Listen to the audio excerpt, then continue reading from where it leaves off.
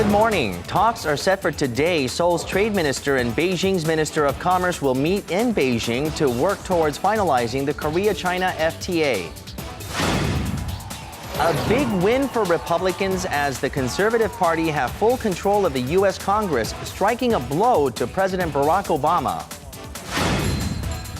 Asia's first slow city, Keimyung of Jeollanam-do province, take a trip through its bamboo haven and experience the slow lifestyle.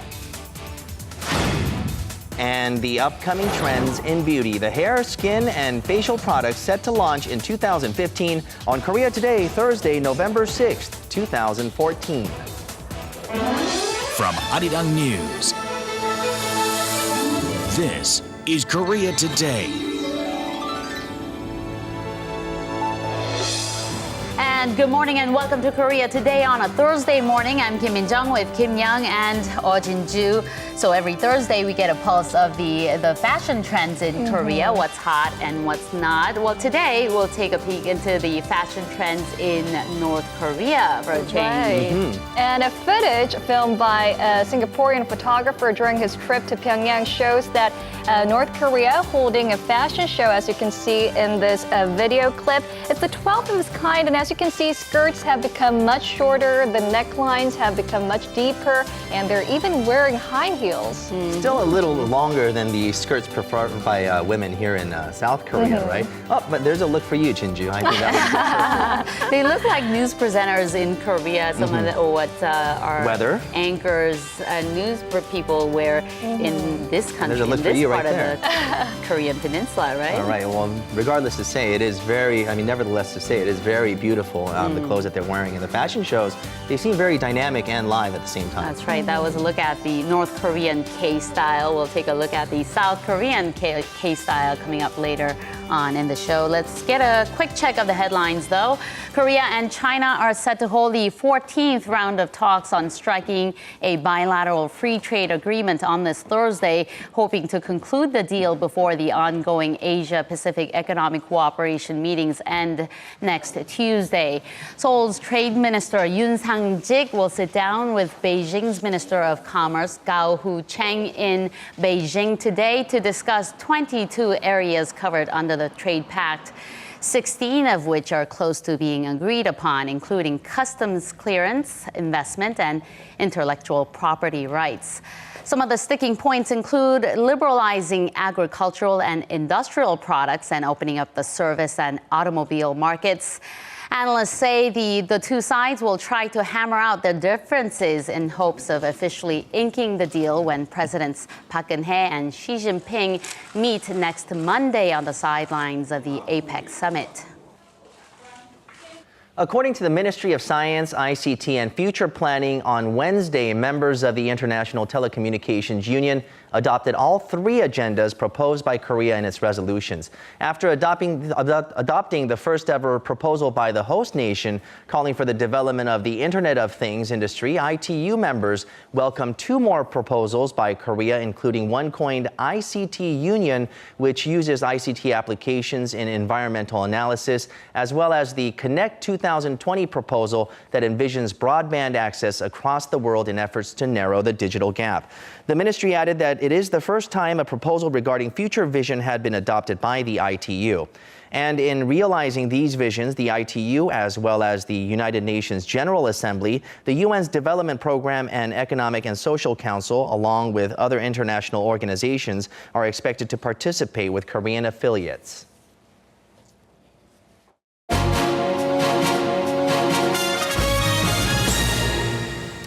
And we'll turn our eyes to the United States now, where a pivotal power shift has taken place following Tuesday's midterm elections. Results came in widely as expected. Republicans won control over the Senate for the first time in 8 years, effectively sweeping both chambers of the U.S. Congress. It's the day after. Now in the U.S., we'll connect to our Jin-ha Kim at the News Center for more. Eunice, the results will definitely have great implications on the remainder of President Barack Obama's term in office. What's the reaction to this landmark vote? Well, Jinju, it was a big sweep for the Republicans. As you say, they took 7 Senate seats from the Democrats, one more than the 6 they needed to claim the majority on America's upper chamber. They also took at least 12 seats at the House of Representatives, with some still yet to be called. All this a weight on President Barack Obama's shoulders, as he now will have to face a GOP-dominated Congress in the last 2 years of his presidency. In fact, he launched a press conference just a couple hours ago. He said he viewed the results of Tuesday's midterms as a message from Americans to Washington to get the job done. He said as president, he held a unique responsibility to make his town work, or rather this town work, referring to Washington there, and indicated he's eager to hear Republican ideas for governing together. President Obama will host both the Republican and Democratic Party's leadership at the White House on Friday, and even earlier than President Obama's press conference, incoming Senate Majority Leader Mitch McConnell, a big winner in Tuesday's elections, he pledged cooperation and promised that there will be no government shutdown in the 2 years ahead, but warned that showdowns are possible if Congress fails to see eye to eye with the president. McConnell, together with other re-elected and newly elected lawmakers, will begin their post in January. Back to you, Jinju. Thank you, Eunice, for that update. And now for an expert's take on the U.S. midterm election results and what it means for Korea-U.S. relations, we have on the line Professor Jin-ha Kim from Keimyung University joining us this morning. Good morning, Professor Kim. Hi, good morning. So we saw Republicans win back the majority of the Senate, taking control of both chambers of Congress, laying a rocky road ahead of President Barack Obama for his remaining 2 years in office. Could you give us a brief analysis on the U.S. midterm elections and your thoughts on the results? This election was one of typical midterm elections in the United States. Minority parties have won the midterm elections, and it is because, you mentioned earlier, unpopular President Obama's negative cocktail effects discouraged pro-democratic voters from voting and maneuvered anti-Obama voters to the poll. It was typical third election of the minority party, and it will make President Obama's position weaker in domestic politics and foreign affairs under the divided government, though many polls, including CNN polls, showed that many voters were not satisfied with the Republican leadership in the Congress. So Republicans who seek 2016 presidential elections winning might posit the compromising strategies to get credit back from voters as well. And many experts on Korean matters in the U.S. say the election results will not affect Korea-U.S. relations much, nor will it sway Washington's policy on North Korea and the Korean Peninsula. What's your take on this? Through this election campaign, the foreign policies to South and North Korea were on the agenda. And there was no serious difference in U.S. policies to Korean Peninsula between a Republican Congress and White House. So I cautiously anticipate that no significant changes may happen in the next 2 years in Korea-U.S. relations. And historically, regardless of partisanship of U.S. origin, the U.S. foreign policies on fatal but critical interests were rarely changed, and Korea is one of the U.S. fatal interests. But rather than that, the political or the military issues, the trade might be influenced. And Republicans have free trade principles and also push it to fast-track policies without modification of trade bills. It would facilitate Korean business opportunities and weaken the protectionism in the United States. So Korean business industry and government should prepare potential changes in U.S. trade policies. And another notable thing for those in Korea were the 23 Korean American candidates that ran in the midterm elections this time around, and several of them secured victories. Their wins are greatly contributed to the support of the Korean American voters. There are about 1 million across the U.S. So what could be the political changes or impacts expected from the Korean community in America or even within that Korean community? Oh, yeah. As we know, in the United States, there are two the Congress. One is federal Congress, the other one is state legislatures. Now, as we have seen in Virginia, like the Comfort Woman resolutions, it's known HR SB2, and also there is another the resolutions, the Comfort Woman resolution, HR 121. And those are the examples of Korean American communities influence the U.S. legislature at the state level and the federal levels to promote and protect the Korean Americans' interest, and also the work for the Koreans, the positions.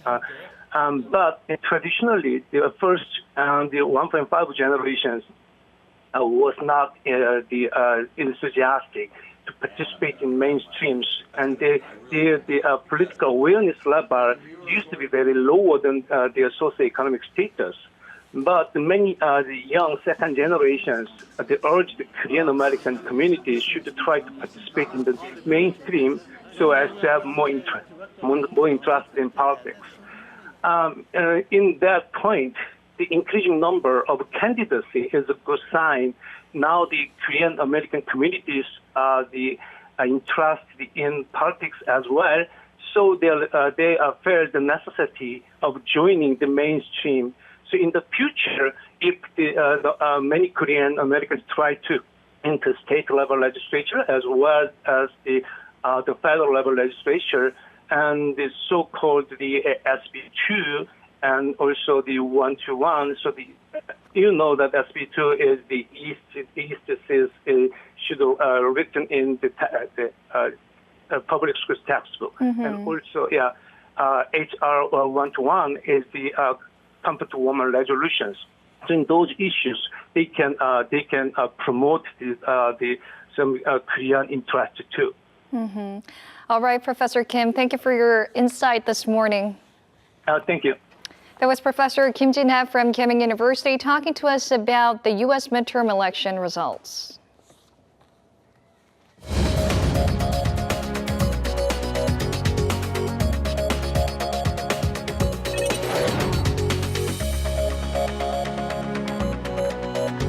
Good morning. It's time to run through the front pages of your newspapers.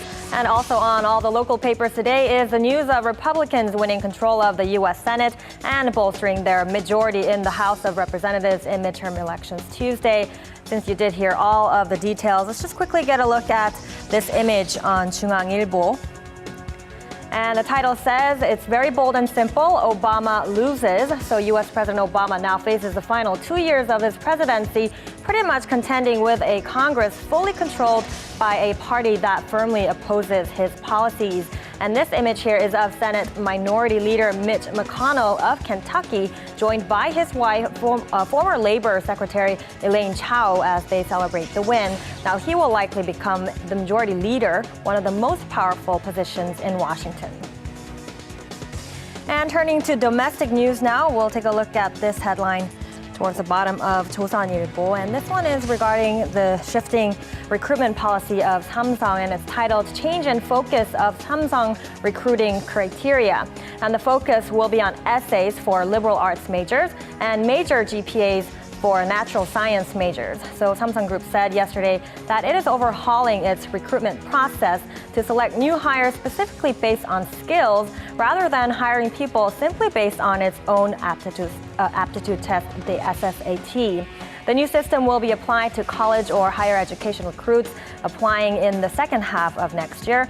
And the conglomerate says the goal is to find talented and creative individuals to fill specific openings rather than hiring large groups and then allocating them to different departments. And over on 동아일보, we'll take a look at this headline regarding North Korea. This is called North Korea has completed construction of the Dongchangri launch pad. Looking at the sub-headlines now, the South Korean government has learned that North Korea has completed the building of a launch pad capable of accommodating a projectile larger than the Jin-ha 3 long-range rocket, which was launched in December of 2012. A government official said that this launch pad is just under 60 meters in height and is located at the Dongchangni Missile Base in Cheolsan-gun County of Pyeongan-bukdo Province. Now, Seoul is paying attention to the fact that this launch pad, just by its height, can be mounted with a projectile twice as high as the Jin-ha 3, which was presumed to be a 30-meter tall intercontinental ballistic missile with a range of 13,000 kilometers. And finally, we'll wrap with a look at the Korea Economic Daily for this side story. And this one is on communication fees. This is called Government in Review of Abolishing the Price Approval Scheme for Communication Costs. So the government is looking to get rid of its approval system for communication fees in order to induce local mobile communications companies to heat up the rate-cutting competition. Minister Choi Yang-hee of the Science, ICT, and Future Planning Ministry said yesterday that he will soon be announcing a newly improved scheme for this, as he realizes the seriousness of the problems that the current approval system holds. And that was a look at our local headlines for this Thursday. Now following are the stock numbers from Wednesday.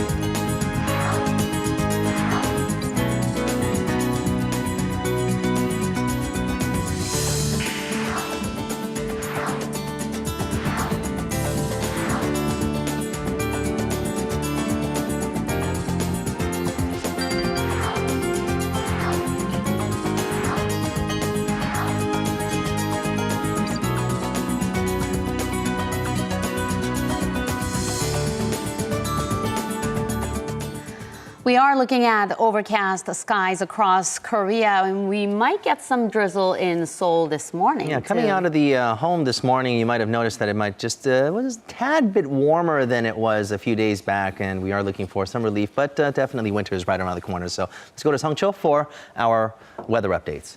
Good morning. Good morning to you, Sung-cho. Good morning, guys. I'm reporting live from Hangang Park. Just yesterday, I was talking about the dry conditions around the greater Seoul area, and today it seems like a sprinkle of rain is on the way. And because of that, the morning temperatures are more comfortable than what they've been recently at 12 degrees Celsius currently, but the wind chill expected in the afternoon will still make you want to dress warmly. A low-pressure system over the West Sea is bringing a good amount of clouds all around the nation, and even some precipitation less than 5 millimeters along the west coastal regions, like the city of Incheon. The rain can move over to Seoul this morning as well, so you may want to take your umbrella on the way out. Conditions will clear up as we move further into the day, except for the east coastal regions. They're facing some strong easterly winds, which will also release about 10 millimeters of on and off showers starting tonight until tomorrow. Now, this afternoon, temperatures will rise up to almost 20 degrees Celsius in some cities, but the winds will still make you feel chillier than that. So with that, let's take a closer look at today's temperature readings. Midday highs hover in the upper teens mostly, like Seoul at 18, and in Daegu and Busan, temperatures soar up, even reaching 20 degrees. Gangneung will be the coolest at 17 degrees Celsius. The level of fine dust in the atmosphere is expected to increase temporarily in the afternoon, so keep that in mind. This is all for me with the weather forecast. Back to you, Min-jung. All right, we'll check back in with our Eunice Kim for a check on some of the other global stories we're following on this Thursday morning, that is. Hello there, Eunice. Good morning, Min-jung. So this story out of Jerusalem, tensions have been brewing, particularly after Israel temporarily shut down a holy site there, and we have a new deadly confrontation there. Unfortunately, yes, a Palestinian person rammed a car into pedestrians near Jerusalem's holy site of Temple Mount, also known as the Al-Haram Al-Sharif compound, by Muslims. About a dozen people were injured and a policeman was killed. The driver, a member of Hamas, was shot dead by police. Just some of the latest conflicts to happen there. Israeli Prime Minister Benjamin Netanyahu called it incitement by Hamas and the Palestinian Authority. The area actually saw a similar attack 2 weeks ago that had killed a baby and an Ecuadorian woman. And the Forbes magazine has just released its world's most powerful people list for the year. And last year, I remember Russian President Vladimir Putin topped the list. Who took the honor this time around? Well, last year it was Vladimir Putin, and this year it's Vladimir Putin. He's taking the top spot 2 years in a row. And while Forbes magazine did say they did not consider him a good person by any means, but he did rank at the top when editors considered factors like financial resources, scope, and use of power, and the number of people they impacted. Now, the magazine selected 72 people, one for every 100 million people on the planet. And following Putin was U.S. President Barack Obama and Chinese leader Xi Jinping.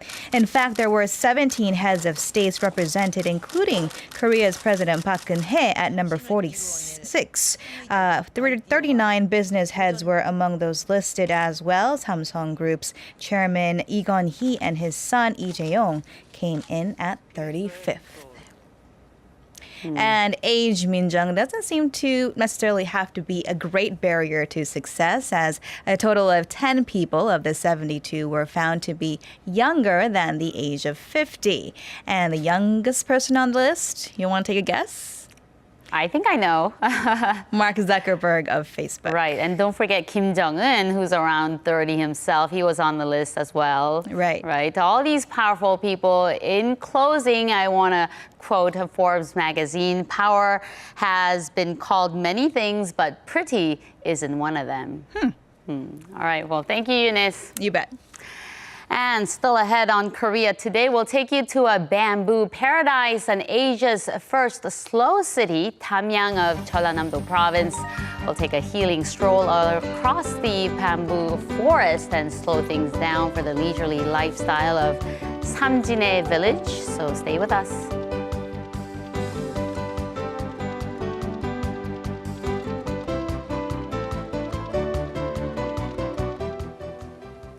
The Korean National Opera production of the Shakespearean tragedy Othello will open its curtains tonight for a 4-day run. And joining us this morning are Maestro Graeme Jenkins and playing the lead character of Othello, Clifton Forbis. Good morning. Good morning. It's good Thank to be you here. for joining us this early in the morning. Now, I'm going to go ahead and shoot this first question at the Maestro Jenkins. Now, Othello has been adapted to numerous productions. We're talking film as well as theater and literary adaptations have been released. Now, I'm sure you put a certain amount of thought into making this one a lot different. So what can fans expect from when the curtain opens tonight? Okay, here we are in Seoul. It's 450 years after Shakespeare's death. And you've got to remember, this is Verdi's Othello, it's taken from Shakespeare's Othello. But the crucial thing is that you're dealing with a man who is destroyed by love. He's destroyed by his closest confidant, Iago, and Iago destroys him by saying, "I've seen your wife's handkerchief." And Othello says, "Hang on, that handkerchief I gave her before we got married. It's a very special handkerchief. It has magic powers." "Ah, yes, my dear, but I've seen the handkerchief being wiped by your lieutenant, drunk." And the furiousness of Othello, his love is destroyed by knowing that he thinks his wife has committed adultery. So that's what we can expect. And you're going to end it right there because you want to keep the suspense going, right? Mr. Forbis, now tell us about what we can expect from your performance. It's an incredible intellectual and emotional journey that the character takes. He's in an environment where he is not native to, very uncomfortable in terms of religious beliefs, ethnicity plays a big part in it. So he is constantly in a guarded state, and to allow himself to become vulnerable in that situation. It is part of what leads to his downfall. Okay, well, you seem like a very confident man. I mean, were you able to really, I guess, relate to this character? I don't know that anybody outside of that situation can 100% relate to it, but I think you have to find a way to try and put yourself as close to that mindset as you possibly can, and then let your instinct guide you in that journey, how you would react in any given situation. You two have worked together quite some time. We met right back in the dressing room, and it seems that you guys were like close friends, right? I would say so. We've been through a lot together. Okay, so let's ask Mr. Forbis. Mr. Forbis, what is your thoughts on Maestro Jenkins? I have to say, having Graeme in the pit is one of the most comforting things any singer could ask for. He is in tune with his singers. He breathes with his singers. He watches. He manages everything well. It's a trust factor that singers develop with very few conductors over their career. Anytime I know I get to do a show with Maestro Jenkins, I'm on it. Because I know I trust him. He brings out the best in us as singers, yet he allows us to express our artistic side within the confines of what the music gives us. Well, speaking of the set and the whole production itself, this is the first time that you've worked with the Korean National Opera. Well, how was the whole experience, both as actor and as the conductor? I enjoyed it immensely. Everybody has been very helpful, attentive, quick to respond to things that we might need in rehearsal and how we go about getting things done. It's a wonderful facility to rehearse in. It's been a good experience. Maestro? The orchestra's been incredible. They hadn't seen Othello until 2 weeks ago, and they've learned it very quickly. Likewise with the chorus. Our children's chorus are spectacular. I hear youngsters, 5- and 6-year-olds, singing fluently in Italian. They've been breathtakingly good. But also what I want to say is that 2 years ago I conducted the big German music competition. It's called the ARD competition in Munich. And in the finals for the singers, there was one German soprano, and all the rest were singers from South Korea. So whatever you're doing here in Seoul and in the other major cities is paying off, because you are exporting singers to Europe who are not only really well versed in vocal technique, but they are fantastically well prepared to have big careers. So carry on the good work is what and I they're say. coming back to foster that again into the next generation of singers, which is always important.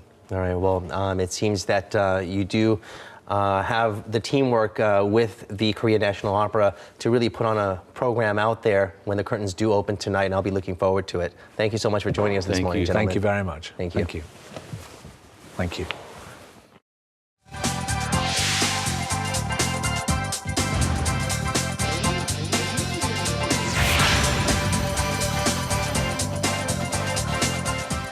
Archaeologists here in Korea have found an ancient sunken ship thought to date back to the Joseon dynasty, so that's between the 14th to the 20th century. This is so Tomb Raider, right? And this ship was found in waters off Mado Island in the southern Chungcheongnam-do province. And our Seomi Sorang has more on this. Good morning. Good morning, guys. So vessels have been found from Joseon and Silla dynasties before, but this is the first vessel from the Joseon dynasty. Now, if we have a look at this map, this is Seoul, this is Busan, and this is where the vessel was found.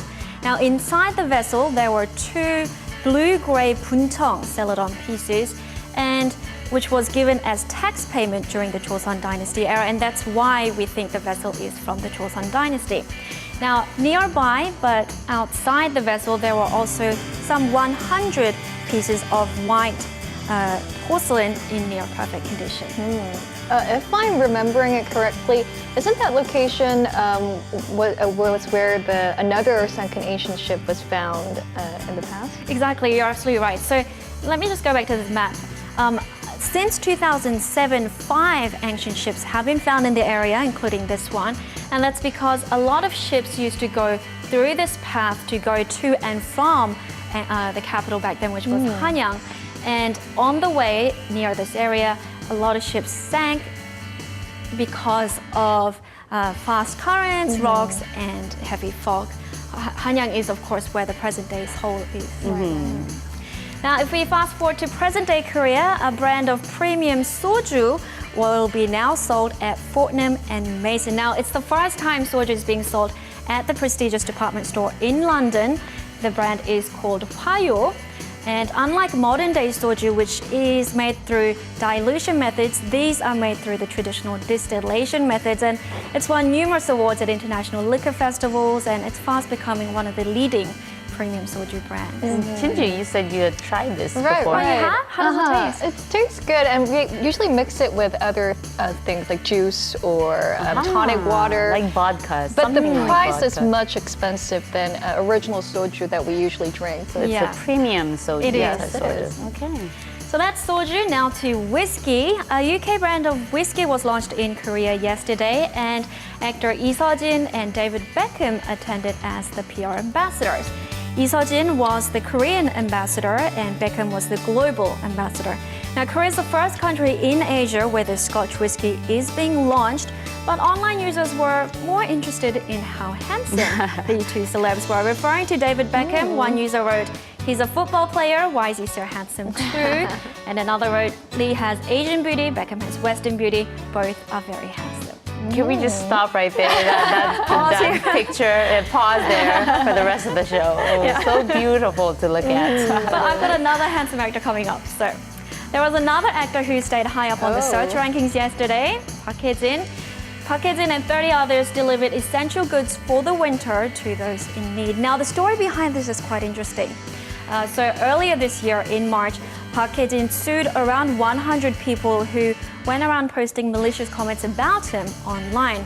Now, some of the 100 people apologized, and to those who apologized, he offered to withdraw his lawsuit on the condition that they participate in community service with him. So here they are, Park Hae-jin and 30 of his anti-fans. Okay, confession time. I had gotten Yoo Hae-jin and Park Hae-jin mixed up. I was thinking Yoo Hae-jin, the former boyfriend, right? Kim I bet you it's not just me. I'm sure many people in Korea gotten those Similar. right mixed up. Thank you, Ms. Hwarang. Thank you. And coming up on Korea Today, the upcoming beauty trends in Korea are revealed at this year's K-Beauty Expo. Learn about some of the new hair, skin, face, and body products out there that are getting great recognition overseas as well. So stay tuned for K-Style coming up later in the show.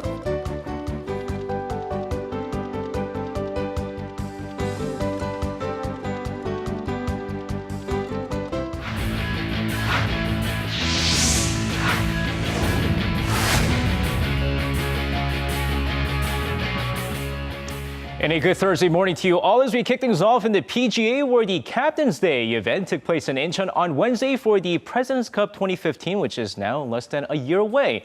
Now, with the U.S. team winning 8 of the past 10 President's Cup, international team captain Nick Price stated that got a lot of work ahead of them, adding that he's excited to have Chae Kyung-ju as the vice captain of the team. Meanwhile, 8-time PGA Tour winner Chae Kyung-ju stated that he'll do his best to promote the event so more and more people will know about the event and be part of it.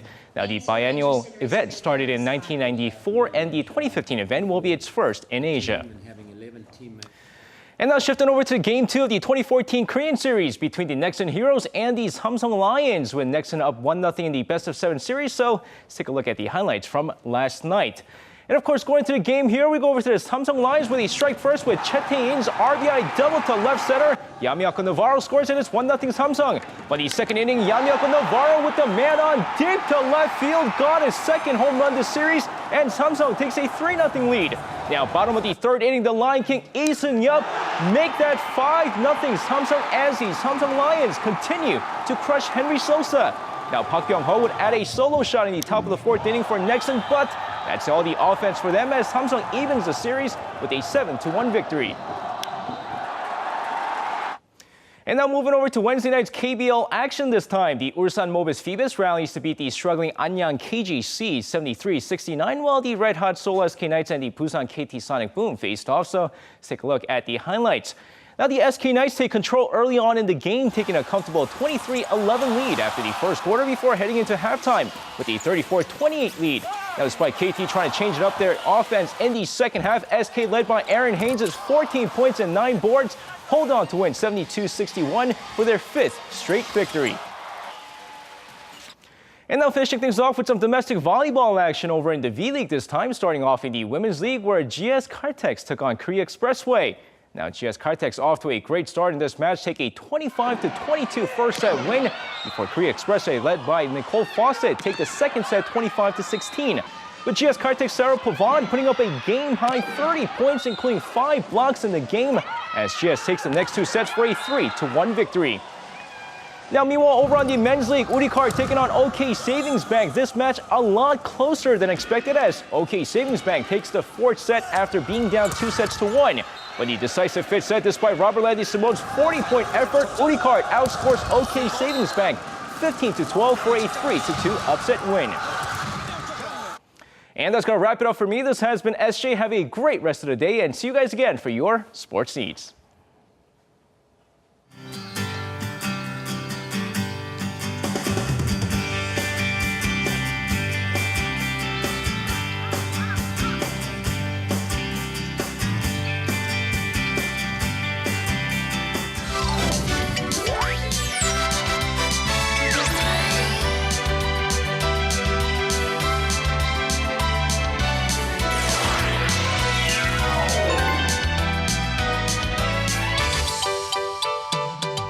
Wow, it's Thursday already. This week just zipped by, I'm telling you. Well, it definitely seems like every week zips by these days. That's right. How about we slow down a little bit today and take you to a slow city, the country's first slow city, in fact. All right, so living in the concrete jungle of Seoul, it does have its benefits. You have everything available to you, but at the same time does go by too fast now. Cita Slow International, now it was founded in Italy. The Slow City movement, it began there, and it has a network of designated slow cities around the globe, and Korea has about 11 of them. You mentioned this city that we're going to go to. It's going to be the first one that was designated Korea's Slow City. That's right. Francois Sakeley joins us with more on that. Good morning. That's right. Good morning. Long time no see. Long time no Good see. morning. So I actually went to the first designated slow city in all of Asia, and it was a fantastic place. It was, I saw a lot of hot spots there. I saw a bamboo forest, I saw a quaint country village, and on top of this, it was very soothing and very relaxing. So let's head on down there.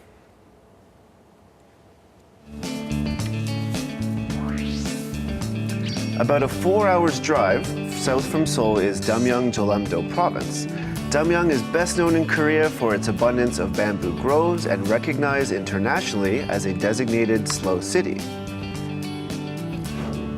My first stop, one of Damyang's top 10 attractions, Jugnok-won Bamboo Park. I feel so refreshed here. I feel calm. I'm surrounded in trees, and I'm happy I left the big city to come here today. Jugnok-won is about 310,000 square meters and is home to the largest bamboo forest in Korea. It has a 2.4 kilometer long trail that goes through 8 different bamboo-related themes. With soft rustling of bamboo leaves overhead, I noticed that my stroll was incredibly therapeutic. I learned that it was because bamboo groves release 2 times the amount of anions, the so-called vitamins of the air, than other types of forests. Very closed off, away from everything, so it is really calming and it's dark, so you kind of take it at your own pace and it's quite lovely. Next on my itinerary was another slow spot, Changpyeong Samjine Village. Samjine Village started with the Changpyeong Go family and is still home to many of the original Go family's descendants who have helped preserve the village. Everything is very picturesque here. Look at all these clouds over the mountains, and it's such a refreshing feeling, and it's just, it's so beautiful here. My visit at the village began along a stone wall path. This path leads you through the village, and it's surprisingly long, 3.6 kilometers. The stone walls were very well preserved, as if time had stood still along this path. And you're a professional. After the exhaust from the city, breathing in this clean air and walking on the Stonewall path is a healing experience I will always remember fondly. Videographer. Exactly. That's right. Right. I couldn't finish that there. Many opportunities for you to take pictures there, huh? Absolutely. What was fun about this village is that you'll see every house has given a name, and these names were engraved on wooden signs at the doors. Not only do you get to walk around this village and see all these beautiful homes, but each home actually has its own unique name, which makes it a lot more fun. And there are traditional Korean homes which have stood in the village for over 100 years. I took some photos and just soaked in the stately ambience. No rush, unhurried, unworried. I was really enjoying this slow city life and ready for more. Aw. He's a cute cow. You sure he's happy with that? You stroking him? I think so. Apparently the village's unofficial mascot. I met Boksuni, the cow, and got a ride in his ox cart. He was giving me a tour around the Samjine village. After doing all that walking today, it's kind of nice to just be able to enjoy a nice ride around the village. And I had no idea that this cow would be that strong to be able to carry all of us. Now this time for a village activity, making the Korean traditional confectionery Samjine village is a natural granary and many of the wealthy lived here a long time ago. Back then there was so much rice, villagers started making rice snacks with leftovers such as hangwa. Our hangwa was even offered to the kings. Changpyeong Samjine village had their own special varieties of hankwa. Along with the regular hankwa ingredients of rice and jochang, a grain syrup, they added ingredients with what's grown on their lands, such as baeknyeoncho fruit, bamboo leaves, and gardenia seeds. So these were added to popped rice mixed with jochang syrup and then poured into a wooden pan and cut to eat. Let's see how it tastes.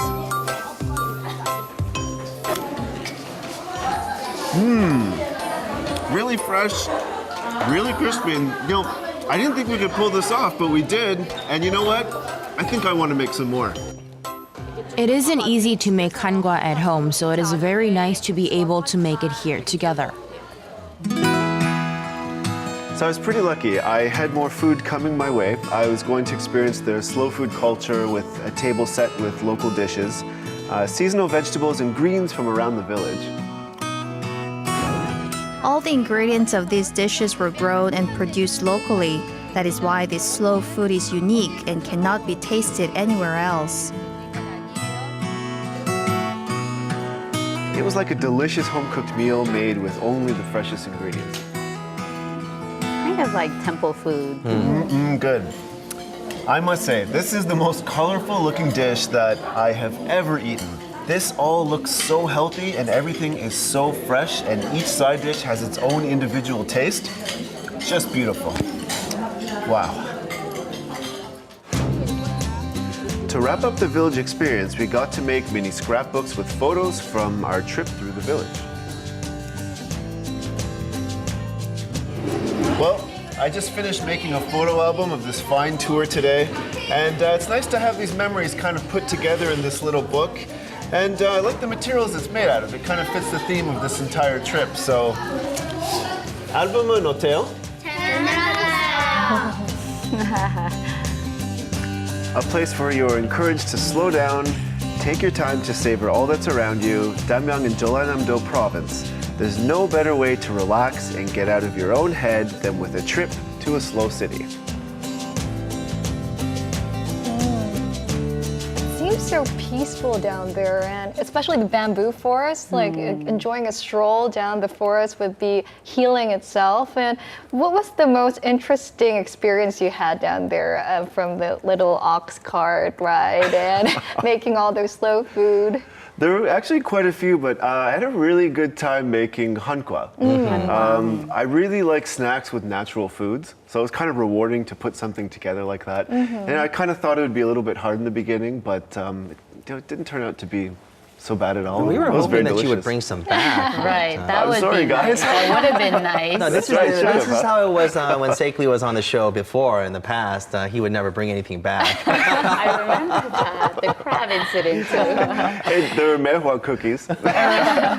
But so many different activities that you took part in, but even more experiences that you can try at this village. And there's a snail market also? Yeah, that's right. There's a snail market. They sell a variety of slow foods, and what's really good about it is that the prices are low as well. And you can also go there and just have a look at some Korean traditional performances as well. So they're not selling snails. They're not selling snails, okay, but slow paced. that's right. I see. You know, I really have to say the beauty of the bamboo forest, the Jungnok one there, it was just beautiful. I mean, when visitors do go there, you did mention that there's a lot of anions that are released by these bamboo trees, the forest itself. What can visitors expect? I mean, what can you say the highlights are? Walking through that bamboo forest was, I mean, there were two main things. It was just very scenic, and the air was extremely fresh. It was such a good experience walking through there. And for me, like what I took from it is it's just being in that kind of environment really gave me, you know, I enjoyed the finer things in life as I was walking through there, and I think that was really important, and it was a great reminder going through there. So. All right, well, it seems like you definitely had a great time there. Do you have any recommended sites that you might want to show? Oh, I do, absolutely. Junokwan, Jukyang Culture Experience Village, they have hands-on activities there like making fans out of bamboo, pansori, traditional Korean performances, and then also you can try playing some instruments as well while you're there. There's Metasequoia Road, and this is a tree-lined road, and it's named the most beautiful road in Korea. Wow. And there's another place that's called... There's that road right This there. must be beautiful. Wow, Exactly. breathtaking. Gwanbang Jerim too, which is another beautifully tree-lined road. And every third Saturday, there's the Dalpengi Walkathon. And so everybody just gathers together. Exactly. And they walk really slowly, and they just take in the beautiful scenery. Wow, I could certainly use a breath of fresh air. How about we plan a trip? I think we need this about 3 weekend? days over there. But we don't have those are 3 days that we don't have. Usually 2 days is the maximum, right? Saturday and Sunday we'll have to do. Thank you, Francois, for that. Thank you very much. Thank you. Thank you. Thank you.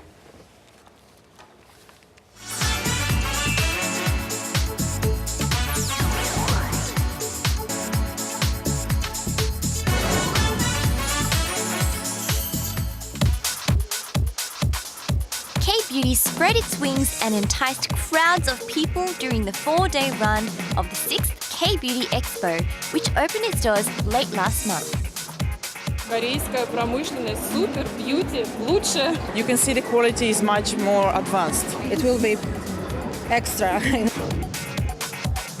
The expo was an international affair with over 110 overseas buyers in attendance. Hi everyone, so today we are at the K-Beauty Expo 2014. This is the largest beauty exhibit in Korea where you can get up to date with the latest and most up-and-coming makeup and beauty products. So keep your eyes peeled and follow me. 540 booths filled the expo hall. 350 of them were the stands of domestic beauty companies. Many booths were held by fledgling brands showcasing creative products that forecast beauty trends for 2015. So this is forecast to be the hottest way of applying foundation. It's a sponge foundation brush and it will hit stores across Korea from next month. A major trait for next year's beauty products: easy to use, multi-purpose or all-in-one functions. A vibrating cleanser that not only cleans your face but has deep clean and exfoliate functions. The laser treatment at home kit for brightening the face was a popular item, and so was this new straightening, curling iron that not only styles your hair, but has special technology that will protect your hair. So I've just done my hair using the spa healing system. What do you think of the style? It definitely did look like comfort and multi-function were the key words of the beauty industry. Now here was another hit product at the expo: 2-minute fashion tattoos. A new spin on these tattoos: use glue as the base and sprinkle glitter on top. So I've just gotten my tattoos done, and it was pain-free. I've got one in black and one in a rainbow silvery glitter color. So these are going to last for about 5 to 7 days, and they were done in about 2 minutes. The new K-beauty products exhibited at the expo were a great hit with consumers and buyers, both domestic and international. So why do you think that the quality of Korean cosmetics is different from the rest of the world? I think that in Korean materials a lot of natural products, and of course this is, for my sense, it means a good quality. You can see the quality is much more advanced than in most countries that I have been. So I think the Korea's makeup is makeup of the future. We can't wait to see the impact K-beauty has on the international beauty circuit. While K-beauty makes its way overseas, we promise to keep you updated with the latest trends as well. So it seems that all-in-one and easy-to-use items will dominate the beauty industry in 2015. Good morning, Jennifer. Good morning. And I've got on something right now from the K-Beauty Expo. These are called finger packs, so it's not just for your face, but it's for all body. They come like this, and they basically moisturize your fingers, not just your face, but it's now for everywhere. So there are feet peeling packs, there are V-line hydrogel chin packs. Wow, so there's all sorts of hair packs. Where's the toe packs? From head to toe. We have foot peeling packs. Okay, that's I'm sure you could squeeze these into your toes as well. There are actually toe ones as well. But it's very, very interesting. There's a bunch of different new items that I picked up, and this is the K-Beauty box that is made especially for the expo itself. Okay, so it's the goodie bag. It is a goodie box. Which Jennifer has brought for us. For each of us. Yes. So not just that, but there's, as you said, the multifunction is the key word for this season in Korea. So this is what I picked up. It's called a CB stick. I'm not sure if you've heard of it because it is brand new. It's not a CC cream, it's not a BB cream, but it actually contains both. And it's actually in a stick form, so it's super easy and super quick to put on. And it's also got a powdery finish. So even though it's moisturizing in the middle, it has a powdery finish, so it stays on all day. And then at the end, there's a brush which helps you to actually blend it in really flawlessly. And because it goes in a really smooth application, it stays on for a long time as well. I've seen a lot of these kinds of products lately with vitamin essence and the stick foundation to make it more moisturizing and glowing. Yes, yes, that's what exactly this is. It contains it right in the middle. I'm not sure if you can see, there's a little circle that contains those vitamins. And this is the sun cream stick, but it can also be used as a highlight stick as well. Oh, okay, because it's so multifunctioning. So that's for the foundation side. But now for tattoos, I'm not sure if you're want to interested try that. in tattoos. I've been waiting for I want the glitter one. I like the glitter one. So this is trending at the moment. I've got a black one on here, but the glittery ones are actually what's trending right now. So I'm going to try this little cute foot one on Misorang, and maybe I'll be trying this black one, which is basically using a little bit of ink. So it's super easy, super quick, and it stays on for about a week. So it's not too temporary or too permanent. Okay, I'll be So trying this. as simple as taking your tattoo sticker. It's a stencil sticker? It is a stencil, and then you're just placing it wherever you want your tattoo to be on, obviously. Can we position it? Okay, and just press it down firmly across the skin. Take a little bit of the glue that comes with it. It's a little hair. And you're just going to press the glue across just that area where you want the glitter to go on. Okay. Easy as that. And while I'm doing this, Jinju is trying I'm to do so her busy own one playing at the with moment. my own tattoo here. And it's as easy as just choosing your own glitter color, and it's fun because you can make gradients and all sorts of very interesting patterns, I guess, using these, and use your own favorite colors. There are black ones, blue ones, purples, golds, and silvers. So we're going for gold and pink in my one. Because I know those are your favorite colors. Very girly colors. So this is really easy because you can do it in a matter of minutes. And it's a really great way to sort of like sparkle up your outfit for if you're going to a party. Wow, I love the gradation. Yeah, so I'm making a gradation. You can do two-tone, three-tone, and your own choice of color, as I said. So you don't even have to wait for very long. Once you've just got that in, you just simply pull it off. I would actually recommend you to wait for about 30 seconds more than this, but once you do this, oh wow, look at that. Tattoo comes out. And it's going to set once it dries. It's going to set and stay there for roughly about 5 to 7 days. I think Let's see what Jinju has done. Please. So she's done it using a black one. Wow, a little wing on my That's so cute. wrist. It turned out better than my one, actually. Okay, and we have some irons over there. Yes, we do. So this is a new iron. It's the latest technology hair straightening or curling irons from Korea. And as you can see, these are the ironing tongs for hair? For hair. And I noticed that you have dipped it in water. Yes. What's going on there? It's actually trying to on at the moment as well. And as you can see, there's no steam coming out. It's on? It is on. Oh, okay. And it's in the water. There's only a little bit of bubbles going on. What it is it is covered with silicone padding, which insulates the heat and so it you don't doesn't get ruin electrocuted? your hair. It protects your hair, and actually the claim is that it makes your hair better over time as you use it. Okay. And especially if you use it on wet hair, it actually keeps the curl in for much longer than the traditional than using dry it on dry irons. hair. Okay. So it's multifunction and it's quick. And as you can see, if you put it in the water, there is no steam. So it's the same thing for your hair. Like when your hair is a little bit wet, it keeps the moisture in and it doesn't damage it and at all. And especially when you're in a rush, you have to go out quickly, and then your hair is red when you don't have enough time to dry it first. Every girl's been through that dilemma. Every morning. So there's your solution. So we can use it right after we come out from the shower. That's right.